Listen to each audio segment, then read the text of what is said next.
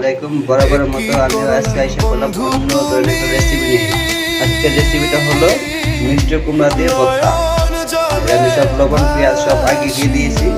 এখন আপনাদের দেখানোর জন্য শুকনো মরিচ মতো দিয়ে দিলাম।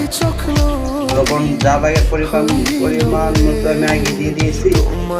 আপনাদের দেখতে থাকেন মরিচগুলো সুন্দর মতো মরিচের সাথে মিষ্টি কুমড়ার সাথে জালটা মিশিয়ে অবশ্যই একটু নাড়া দিয়ে নেবেন। এবারে সুন্দর মতো করিয়ে করে নেবেন যাতে মিষ্টি লাউগুলো যাতে সুন্দর মতো হয় ফিনিশিং হয়, তার জন্য সুন্দর মতো মিষ্টি লাউগুলো ফিনিশিং করে নেবেন আপনাদের এই সুন্দর।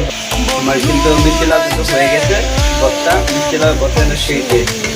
রান্না করতে কিন্তু অনেক কষ্ট হয়, যারা যারা রান্না করে তারা কিন্তু বুঝতে পারে রান্না করা যে কত কষ্টের কাজ। যারা রান্না করে তারা কিন্তু সেই কিন্তু বুঝতে পারবে না রান্না যত কষ্টের।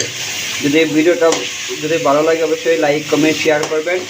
সামনে আরও অনেক ধরনের নতুন নতুন রেসিপি ভিডিও দিতে পারি। অবশ্যই সবাই সবসময় পাশে থাকবেন। ধন্যবাদ ভিডিওটা পুরো দেখার জন্য।